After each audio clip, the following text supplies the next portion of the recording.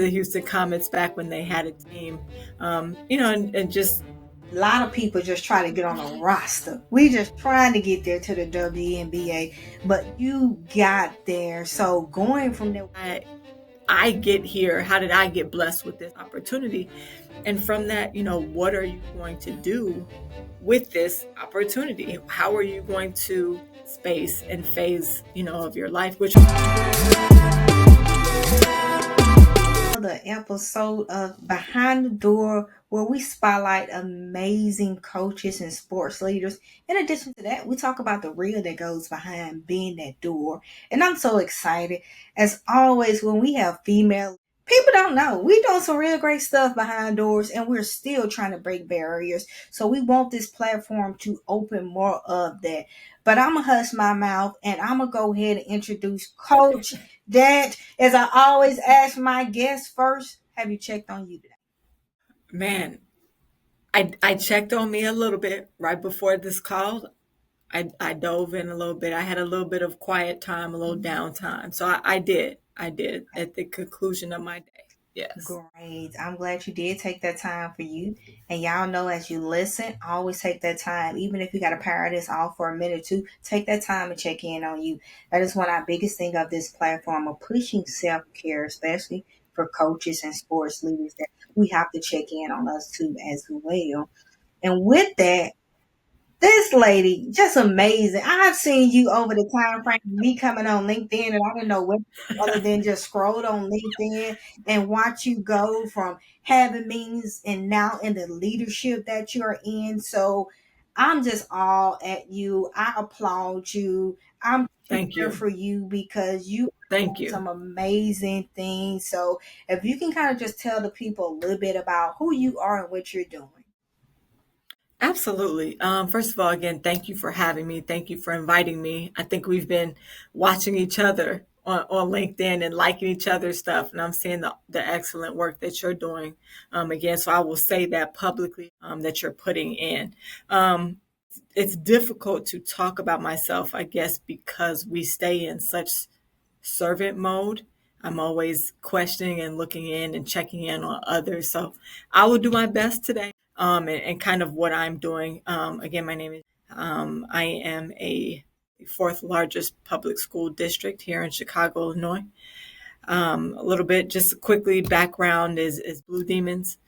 Graduated and been doing some coaching, played a little bit to the Houston Comets back when they had it. Found my way into athletics and stayed in and around it. And now, I'm here in this servant position of athletic management. I love it, and we're not gonna let you just run past that time out for a hot second. A lot of people just try to get on a roster. We just trying to get there to the WNBA, but you got there. So going from there, what led you into sports? And we're gonna get to that journey to get in the WNBA. But how did sports come about for you? Initially, I think it was just always in our family, just like most families. We grew up, I had an older brother that played older than me, and I was always outside with them and playing with my neighbors, always doing something. Playing, I grew up playing soccer, freshman, sophomore year. And so I just did all the sports that I could because I've always genuinely just appreciated lifelong friends that have come with it. I love that because a lot of people laugh at me when I say that soccer was my first love before basketball. I had the pleasure of playing around with soccer pops now because being in the sports industry, like you said, you get family. And I got a coach that became a father figure due to me not having one. And he seen me, was like, hey, little girl, can you do that with a basketball? And I was like, I ain't never picked up one of those. And he moved that soccer ball, put that basketball there, and basketball was forever, my heart, but definitely soccer was my first love in doing that. So kudos to me for See, that. we got something in Yes, common. See? that's one of the things that probably connected in the universe and we didn't even know it. So being around there, like you said, family playing sports, all in that. Can you tell the people when you play sports, how was it being that you was in a family of sports? Different people in there. How did that come up for you? Was it challenging being that person playing sports as well? It really wasn't challenging. I think again, at the end of the day, I've always been kind of into sports and into athletics and into fitness, quite frankly. And so throughout the week, Monday through Friday, on the weekends, I had soccer, I had basketball, I was running. My parents were dropping me off to some sort of practice, or tryout or something like that. So it did from the start, just the discipline. It created such discipline at a very young age of, hey, you've got a game on Sunday, start to prepare and get ready on Saturday night. You can't be out with your friends. You can't have all the sleepovers you want to have and do all that stuff. You got to get ready for your game tomorrow. And so that just created the foundation of really just the discipline that it gave me throughout the course of my life. And that discipline, as you said, led to also, as you say, the hot second though. But talk about the emotional aspect of how excited it was that you played in college and you were still able to get on somebody's roster. It was an experience of a lifetime, to be quite honest. I couldn't believe I'm not the tallest person. I'm about 5'8". Just got the opportunity to play with and be in the presence of this Cheryl Swoops, who was still kind of at the tail end of her career. Just being in some of those spaces with those caliber of women and female athletes was just, again, amazing. I can never really explain or put it into a bottle the feeling that I have. It was like, how did I get here? How did I get blessed with this opportunity? And from that, what are you going to do with this opportunity? How are you going to have that project you into the next space and phase, of your life, which for me was just a natural transition into coaching. And that's what I want to get to. I heard you say discipline. So yours has been a big part of discipline. So discipline led you into coaching. And that's when I started Mhm. seeing some of the information and things that you was posting on LinkedIn was through coaching. And now you went from coaching to a whole nother level. Kind of tell me about that space from coaching to what you're doing now. Cause now you're holding on some big shoes. You're really feeling some big things. I'm like, I'm seeing you just with some little girls. And then I'm like, oh my gosh, she's running. You guys are having camps, everything. How was that transition? Man, I came over here to go. A daunting kind of task. Like, again, we're the fourth largest at this stage in the game, schools, and so thousands of responsible for. And so the transition for me from coaching at a Division 1, collegiate level to now transitioning and moving into an heavily administrative role, writing policies and having conversations around social and emotional learning, right? And just different conversations. I had to switch gears a little bit recently. This past spring, became of elementary sports. And so, it was natural transition, but at the same time, just learning the other side of not just sports, but how to administrate them as well. And we're gonna go back and take a pause and all you guys clap for Coach Hunt because as women, we're natural caregivers, we're natural doers, so we don't clap for ourselves. But as you said, now it's the manager part. And I think with this platform that we're building to give ourselves that space and opportunity to say, yeah, I am her. I am she. And I'm opening doors for other people because you are. Like we're so soft witted because and it goes back to all my life I had to fight. But all our life we've had to run through some ringers. So when we get it, we're so modest with it because we know that it's always someone behind saying, how did she get it? But we also don't understand who's our father though too. And who that we look up Mm, to, and no matter what, as long as we know we're walking in I am and his, that he's gonna give us that. But in amen. giving that, we still got to celebrate what we have too as well. Because God said, I gave it to you. You ain't going to be modest with it because I'm your father now. So, and that's one thing I want. And it's a lot of female leaders that we got to be able to pop our chest. And that goes to like what's going on with the WNBA right now. Nafeel popping her chest. She letting her know, like, look now, this what it is. Yeah. So we command you and we clap for you saying going into that manager because I know it takes on a lot. And as it takes on a lot, we're going to talk about some of those challenges that you have faced that you can talk about being that position because behind you, you still there. You're still at work. This is the norm for a lot of coaches and leaders. You're still there. You're going to go to sleep 4 or 5 hours and you're going to be back in that room again. So now let's talk Hmm. about some of the challenges you have faced being in your position, and definitely as a woman. Definitely as a woman, as a black woman of color, that's the first thing that people see. And oftentimes, sometimes your authority gets questioned, or I want to speak to the manager. You get that a lot, or what are the rules states, and so you really are challenged often in your stuff. You really have to know what the terms and conditions are. You really have to know not just basketball, but now volleyball rules and cross country and track and all of these other sports that we offer. You really have to know them, quite frankly, in and out.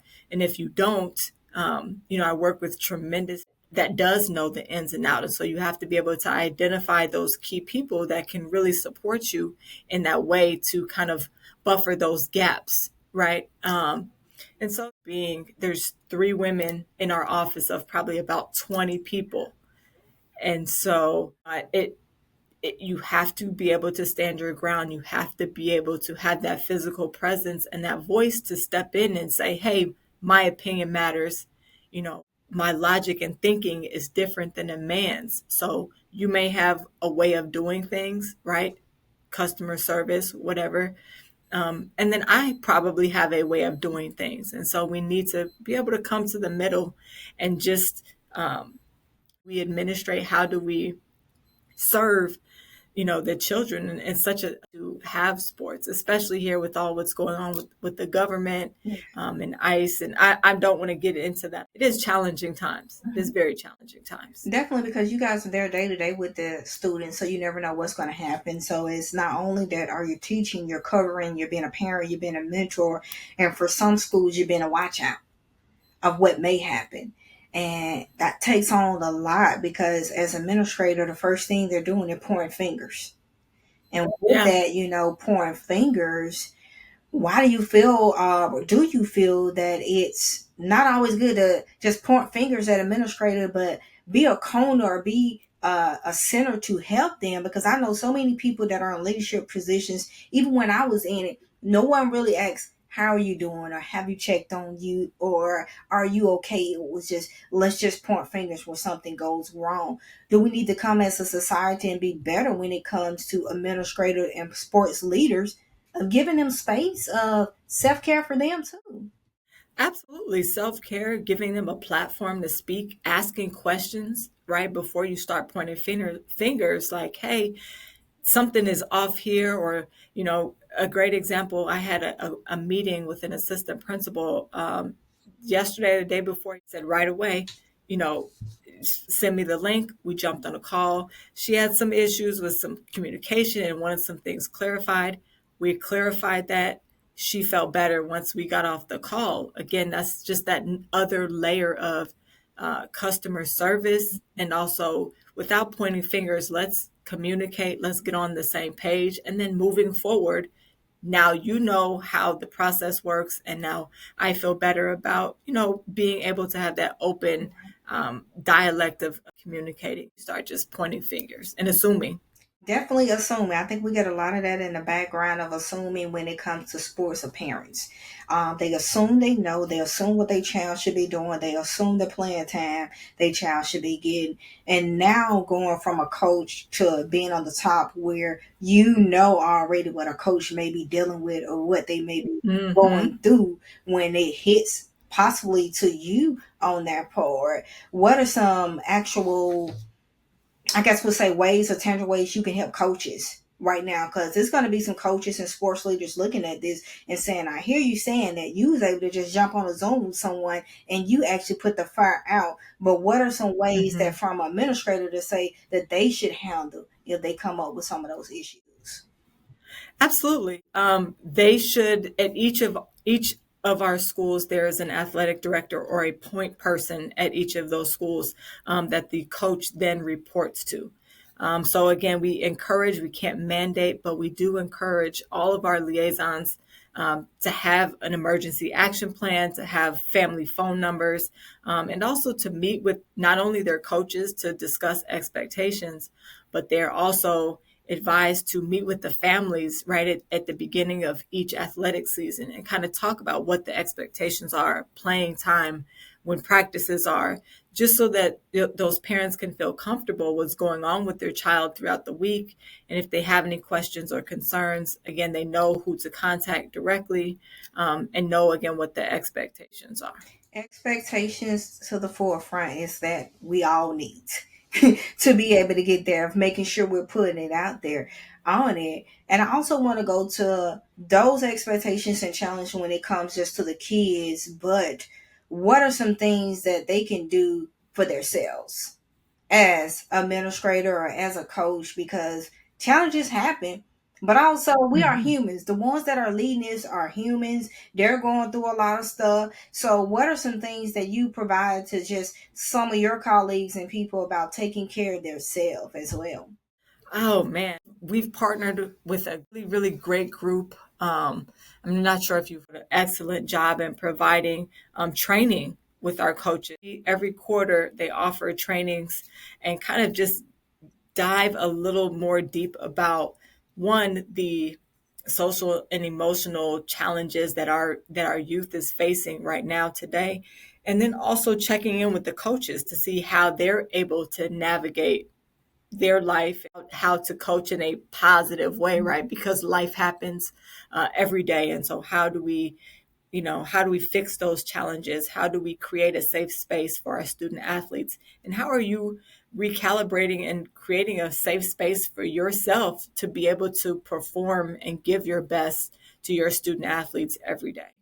I love that you said that. It always tied back. Okay, you have to be able to be well yourself, and when you're well, you're able to actually provide that to the Pour students as into well. others. Yes, Hmm. and SEL is a huge thing. Me, background, motion intelligence, and all those things, and I know that's something that totally like as well. So for these coaches just listening, I know a lot of coaches are saying that's just something else on the to do list. Teachers, there's just something Mm, else on the to do list, and you see that yeah. when you got so much to do. But how important is that to actually study and look into that as leaders, and especially in sports, that you see from your aspect of SEL and just emotional intelligence? Absolutely. Oh man, especially in today's age, right? A lot of these student athletes, so we are catering to the fifth through eighth grade student population. And 3 or 4 years ago, we have to remember that these kids were literally locked in their homes, from the shutdown from COVID and things like that. So they weren't interacting with other students their age. They weren't really interacting with other people, right? So now we are essentially socializing them back into not only class and schools, but into Yeah. sports, right? And so the social and emotional component for us, we almost have built that into a lot of our curriculums, literally, and training to give to our coaches. Like, here's what the sports looks like for this week. Here's where you're checking in at, check in on them, give you a little scenario of how to check in on them. So we're trying our best to kind of equip them with the tools that they day in and day out with the student athletes that they have. And that is awesome. I do work in schools and drop in on schools, but for to hear that this is something that y'all are providing, I think is definitely needed. It's definitely Mm. vital because now we're helping the coaches on a level that they really wouldn't get, because a lot of the teachers have this in their class where they have the SEL, the 5 minutes or the homework time, but they Hmm. get up to the coaches. It is so needed because a lot of coaches are there coaching in, and it's nothing to the coaches, but a lot of them don't have that background when it comes to providing that care and that love on a different level to the kids. So you guys are placing this in their hand and saying, study this, get this information. Don't reinvent the wheel. It's hard, like you said, they have enough stuff to do on their plates. We literally will give you curriculums with SEL component already kind of built in there, and just say, hey, kind of go forward with this. We collaborated with our SEL outside vendors, and they were creating, their sports curriculum. We were enhancing it on the back end with social and emotional components and tools. Awesome, man. Every school need this. That goes back to kudos to the work that you're doing as an administrator, because you're pushing something that is not just sports, but this is life. Mm-mm. These are everyday tools that we need. These are actually tools. I always tell a lot of parents that we're missing as adults. I'm being able to Yeah, provide this because this need. A lot of adults say, "Oh, that's in school. That's for my kids." No, baby, that's for you too. These are things that are all of needed. us need it. Yes, on it. In addition to that, do you guys provide something to the parents as well? I'm sure you do, but while we're on it, do you guys provide something to the parents on this? Yeah. We don't directly currently provide, but that's a great idea. Currently provide anything from our end. I think the biggest component is trying to prepare our coaches Okay. and prepare our student athletes right now because they're with them a lot of the time, especially after school. You're there with your coach an additional 2 or 3 hours, right? And then you go home, you probably do a little bit of homework, and then you go to bed and you're right back in school the next day. So, but that is a great idea. I will definitely jot that down and see if there's a way to kind of just offer and provide some sort of training. Now, I say all that to say that does not mean that the entire district Mhm. does not offer SEL to the parents. I'm sure that, we do, but specifically the Office of Sports Administration currently does not offer that directly to the parents. And I wanted to walk into that due to the fact that parents don't see the pressure that takes on for administrators. They don't see the pressure of sports. I think a lot of outside people don't see the pressure does it take. So having them to understand some of the things that are going on with just their trial on how to communicate, how the coaches communicate with them, I believe it will help them out more and being able to be more effective when communicate with these parents because they just don't know. So it's like we're trying to Mm-mm. teach something to a kid, but you got a parent that they're going home to and they're listening to every day that are not well equipped with this information Mm-mm. well. So that can just eliminate some of the stuff when you're coming right after the game and you're trying to come to the coach and you're hollering at the coach. How about you understand and we provide you with these SEL skills that maybe it's your emotions high right now, parent. Wait till tomorrow when your emotions have calmed down and then Check back in with me yes, tomorrow. Absolutely. it can be Yep. that. And from that, being in the work that you do, what is your thoughts of why people see administrator but don't think like we have problems or we have challenges, things are going on? Why do they see this as a pressure thing too as well? I think because most people think of sports, it makes them think about just fun, excitement, good times, competitiveness, but they don't think about all of the other challenges that it takes from an administrative standpoint. Again, I can name you five off the top, just making sure that we're staffing, there's refs get there, making sure if the buses are late, making sure the student athletes are getting to the game on time. There's just so many other logistics that go into play than it's just all they see is just sports. I know with me, again, being super transparent, not being married, not own, I think they're like, well, you have all the time in the world. You don't have any problems. No, I have different problems. I have different things going on. I Mhm. have, aging parents. I have friends that need support. I have, other work obligations and a bevy of other things. When, you think about administrators as they're human too, Mhm. 100%. I love that you said that because being a former coach when someone with no kids too, that would be the first thing they say. Oh, ask Coach Perry. Can Coach Perry drop them off? Can Coach Perry? It was the first initial thing of just me. And I'm like, no, I'm tired. I've worked just like your mom worked or Exhausted. dad worked. Exhausted. Yes, on it. So kind of emotional wise, how does that or how did it when you was in that coaching make you feel? Because I know some other coaches looking at that like, girl, that's me too. So how did it make you Yeah. feel, or were there any rules or boundaries that you put up because of that? So it's hard because I am naturally a giver, a natural problem solver. I do, as you can see, I'm still in the office. I still have to create harder boundaries around work, right? And when it's done, excuse me. I think being a former Division 1 coach, it's almost like Monday through Sunday you're on. The kids could call you about anything like, oh, coach, I need this. Oh, I need to get home to my mom. I need to get a plane ticket. You're almost always on Mhm. in that space. And so it is very, very important to create boundaries. Hey, I don't, take any phone calls after 9 p.m., whatever the case may be. It's important to create those boundaries.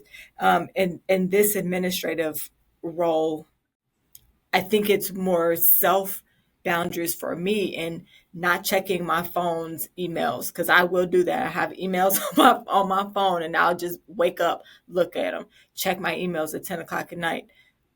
I have to get out of that Yeah, work mode and separate and say, no, I'm not working right now. I need to be able to be present with my friends, be present when I'm spending time with my family and my niece and my nephew, that are very young and impressionable and need that time with me.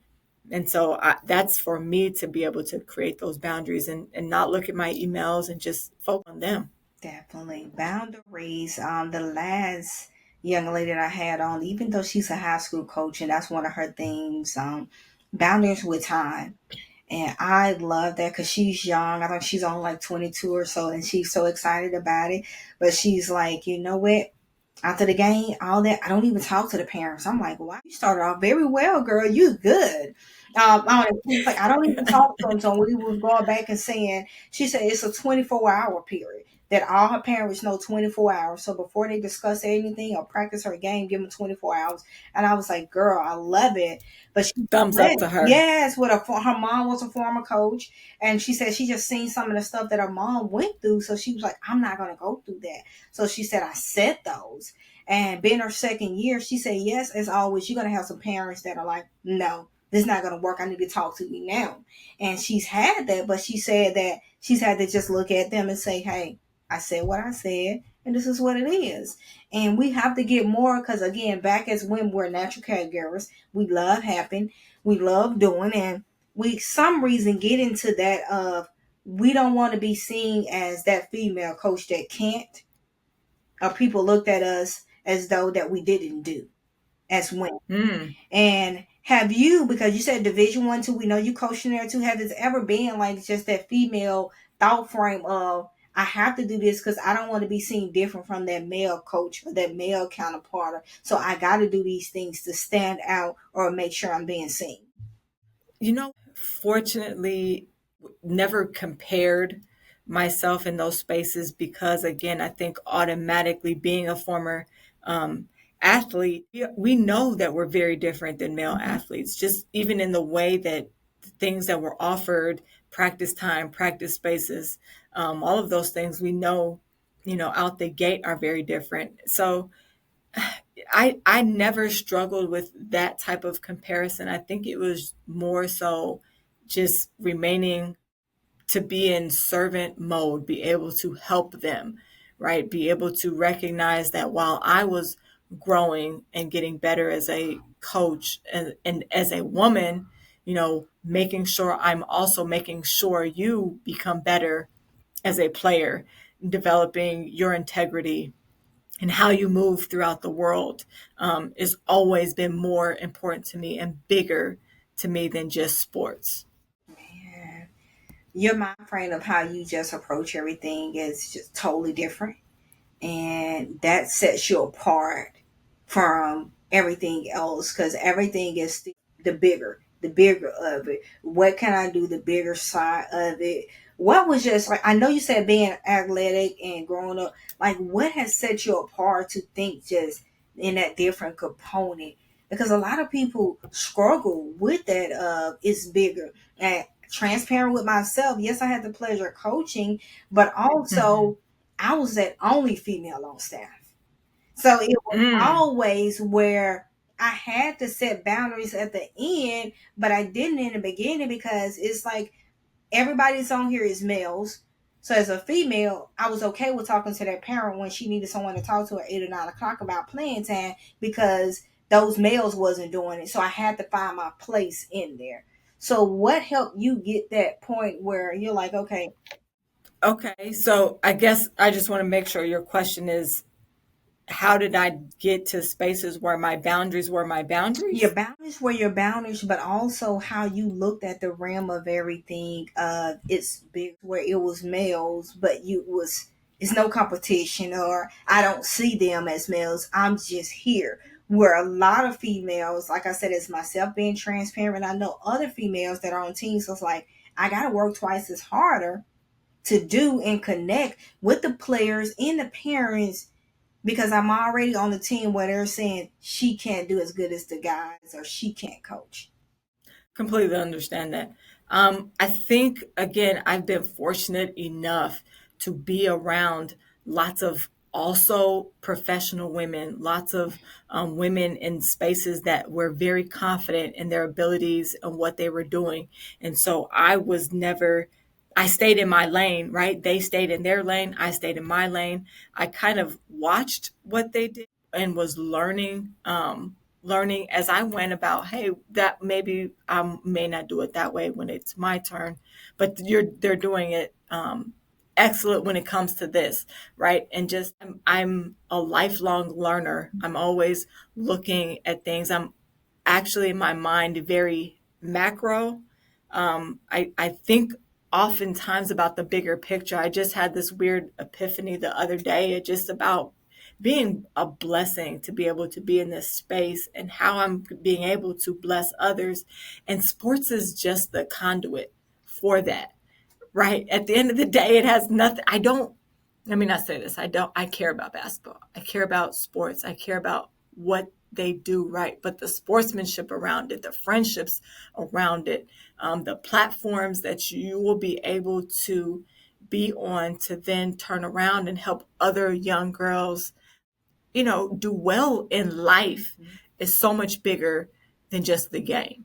Yeah, I love it. So I know that was a mouthful. That was a No, lot. it definitely is. I went to like four different spaces and places, but that's just how my mind works. It really is that. It's that simple for me. So Mhm. what everybody else is doing is irrelevant. Am I doing what I'm supposed to be doing, similar to what you have found the Yeah, role? Like, am I doing what I am supposed to be doing? okay, got it. And I say got it because I'm listening to you and I'm taking in as, like we said, the conversation before we talk, but I went around my way to get there so other women can hear what you just said. Like that is so needed. And if I would have heard that 10 years ago or 7 years ago of we all say it's bigger than basketball, it's bigger than the sports. But to really explain that it is bigger than what is the whole picture? What is your real why that you're there? So when you get in those situations with these other coaches and as men, it's like, okay, you gonna do you, I'm gonna do me, but I know my ultimate why. I know my bigger goal. So I'm not gonna allow your ways or the things that you're doing to affect my why that I'm here because I know that's how it's Mm. gonna end for these kids. 100%. It always will. It ended for you, it ended for me. So yeah, I guarantee that someone somewhere saw you and was like, man, she's the only female in that. Like, how is she doing it? I think I can do that. Mm-hmm. And so, that's just kind of been my motto for the last couple of years. If they can see me, they can be me. I heard it, I adopted it, love it. I'm sure some young girl out there saw you somewhere and was like, man, I think I can do that too. If they can see me, they can be me. I'm always taking Hmm. quotes and writing everything down, and that's going to transition us to that is what are just some tangible things that you can give that woman that wants to walk in that direction and where you're going or what you're doing and saying, you know what, I see her on social media. I see the things she's doing. I see her transition. What are some tangible things that she needs to be doing to be able to do that? But also we're going to be real with her about what are some things that she needs to avoid as well because it is life. Absolutely. Some key things, again, that I've just learned along the way that I continue to learn is life oftentimes is about the relationships that you build, right? Get involved again on in not only in your smaller communities, what it's for. If you use that platform to your advantage, it will work to your advantage. Again, you should hopefully be able to discern the dark stuff or the weird stuff or the weirdos, but again, that's what these platforms are for. Even this social media, LinkedIn, any of the Twitter, connect with people, reach out to people. Hey, I saw that you're doing to connect. And while they may not have time, right then and there, because everyone's so busy, eventually they'll either remember you or remember that space or remember that note that you dropped for them. And like, that name sounds familiar. Create those relationships. Don't be scared to reach out and connect with folks as much as possible. And connection, it is so valuable with that. Hmm. Again, LinkedIn, people really be slipping on LinkedIn. I'm learning more. They do. That's the age, the age group. And it's like, no, man. Like if you're trying to professionally move and do certain things, like you almost have to get involved in that space as best you can. Again, it's not for everybody, and it's like, oh, it's kind of boring, or it's kind of for old people. Say what you will, like there are opportunities all the time on there. Definitely. Yeah. And I'm learning that. I'm connecting more and more people. As you guys see this, hey, connect, hit me up. I am here for you. Of just being in that space and learning in that space has definitely been a blessing to me as well. And we can go on and on. I definitely, as continue to go on, would love to have you back on to talk more about your space as you continue to grow in it. But the main focus was for have you to come on for other women to see the work that you're doing, the transition from sports of coaching to what you're doing now. And like you said, of connecting with people. That is something that has been a great blessing for you is connecting with people. And also, I just want you to lead the guests with what's one play that you can give that sports leader or female. I know you already said connecting, but something else that you can just lead them with that are on the fence that are saying, okay, Lord, what way should I go? But maybe a Mm. word can come from Coach Dant that's going to help me out. Man, that's I have so many gems. More than Fo- one. Come on.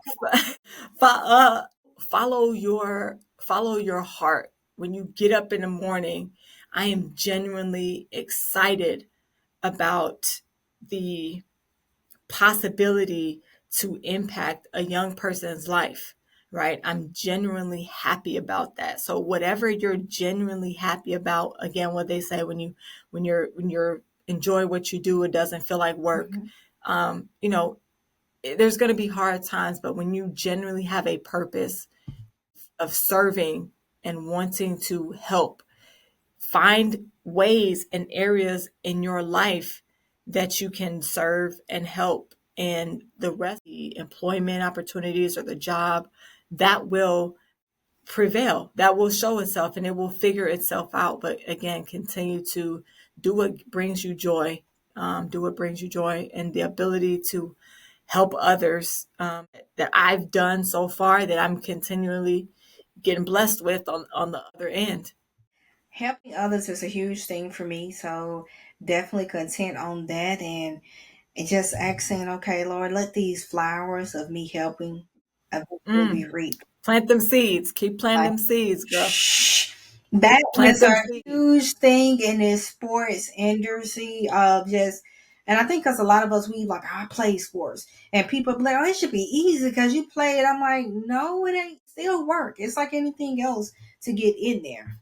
Uh, so definitely planting those seeds. So we thank you for that. We thank you for the words of encouragement. Also, where can they find you? Where can they connect? Where they can show love? Like where are those Yeah, places? come on. Reach out.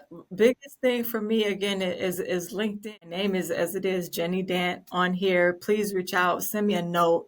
Would love to anything but hi, and thank you for what you're doing. Again, I'm always down, always hit people back. So thank you for having me.